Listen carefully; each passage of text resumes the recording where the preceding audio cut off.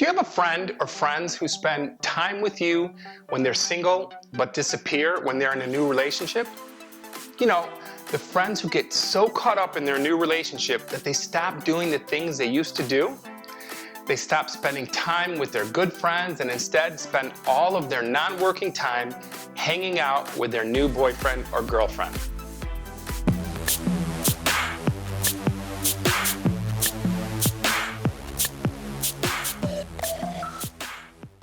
Hi everyone, I'm Dr. Antonio Borello. Today we are going to talk about rule number 17 of my top 20 dating and relationship rules.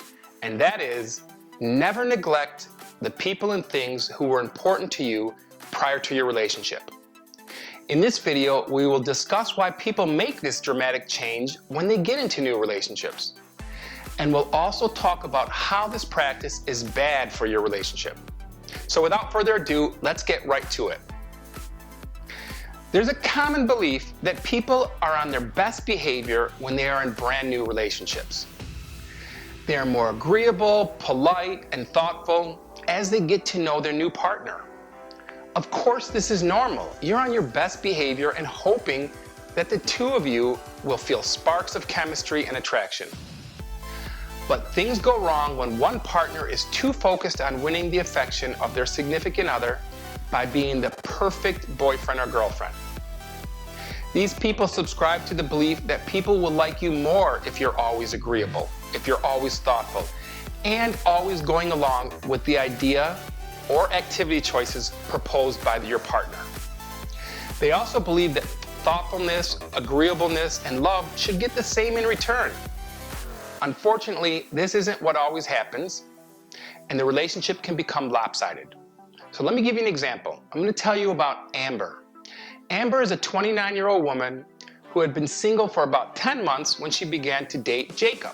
Jacob was a 34-year-old banker, very handsome, successful, and athletic. The couple's affection for one another grew quickly, and Amber was proud to tell her friends and family that they never argued or fought. To an outsider, their young relationship might have appeared to be perfect. Indeed, the couple hardly disagreed with one another. But this was due to the fact that Amber went along with and agreed with everything Jacob wanted. Instead of speaking up and expressing herself when she disagreed, Amber preferred to agree and avoid having a debate. The same was true with regard to friends and activities. The couple spent most of their time together engaging in Jacob's hobbies with his friends and with his family. Amber no longer called her girlfriends to make plans, nor did she insist that they do things with her friends or family. She was also very pampering and took great care of him. She sent him text messages throughout the day to remind him of her affection and love. She surprised him with little gifts and cards. She cleaned his apartment and did his laundry. Trying to anticipate his needs, Amber frequently did thoughtful favors for Jacob without him even asking. Jacob even told her that no one had ever been so nice to him, yet he hardly returned her favors. She told herself that she was being selfless, that she was being loving and ideal, so she continued to put herself last. And she secretly hoped that Jacob would fall deeply in love with her and begin to inquire about and fulfill her needs without her ever having to ask for them. Unfortunately, Amber's turn never came and their relationship remained lopsided. The couple had been dating for about 1 year when Amber began feeling disappointed with her relationship. Because she invested so much more time and energy into the relationship, she felt that she loved Jacob more than he loved her. Her agreeableness started to wear thin, and she started to resent Jacob. She was feeling neglected or taken advantage of. Then her resentment led to repeated arguments and fighting, and Amber became insecure with the relationship. And Jacob also sensed her insecurity and felt that Amber had grown more needy.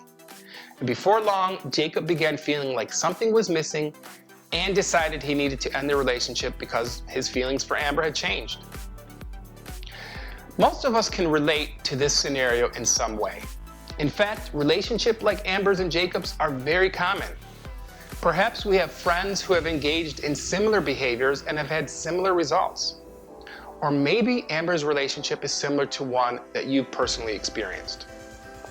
Either way, there are several possible explanations for Amber's pattern of behavior. Clearly, she began the relationship with the best of intentions. Amber wanted to be the best girlfriend possible to win Jacob's affections. This underlying insecurity motivated the way she interacted with him. And fearing that she wasn't good enough, she created the facade of the perfect girlfriend who loved everything that Jacob loved, including his friends, his family, and his hobbies. In essence, Amber had to make herself the woman she thought would be most impressive to Jacob to win his heart. And this required Amber to constantly self-observe and be on her best behavior for prolonged periods of time. Engaging in this kind of behavior is very stressful and eventually causes feelings of resentment, of depression, or anger towards your partner and towards yourself. Like most people, Amber overestimated her ability to maintain this simulated personality, and within months of meeting Jacob, she tired of being the perfect girlfriend and enjoying what Jacob had come to expect from her. When you create the facade of a perfect partner, you aren't being fair to yourself or to your partner. How can someone decide if they really like you when you haven't yet showed up to the party? And if your partner doesn't like or enjoy your choice of friends and activities, the real you, how long is that relationship gonna last? Maybe Amber hoped to hide her true self long enough for Jacob to fall so deeply in love with her outward facade that he wouldn't be able to leave when the real Amber showed up. Look, putting a partner's needs first can be a beautiful gift, but only between partners who can share equally in both the giving and the receiving. It can't be one-sided. Amber feared that if she engaged in the behaviors representative of her true feelings, Jacob might not like her as much. So rather than acknowledge her feelings of inferiority, Amber became an actress and played the part of Jacob's perfect girlfriend. When a person engages in self-deception like Amber did, they create an experience and a belief about themselves that's far from objective or accurate. Then they use self-justification to explain, to defend, and to glorify their thoughts and behaviors. And by blinding themselves to their true motivations and feelings, they unwittingly sabotage their own efforts for a happy and satisfying relationship. So Amber created this simulated personality and buried herself in her self-deception. Although Amber was unable to see her destructive behaviors, her closest friends and family recognized it from the beginning and tried to address their concerns. Unfortunately, her friends' attempts to communicate these observations resulted in Amber avoiding them and further isolating herself in Jacob's world. Obviously, Amber's situation did not end well for her. Perhaps in her next relationship, she will give herself a fair shot at a real relationship by being her authentic self from the start. Look, don't neglect or drop the friends who were with you before your relationship. Your friendships are part of who you are. Giving them up will lead to feelings of resentment and neglect and foster way too much dependence on your partner. And if your relationship comes to an end, who will you turn to for support? I'd love to hear your experiences with these types of relationships.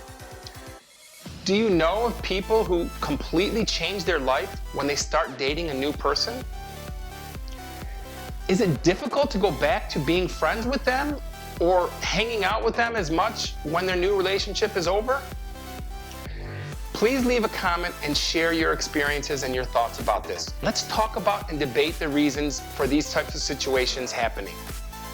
And as always, if you've enjoyed this video, please give it a thumbs up and share it with others who might also benefit from seeing it.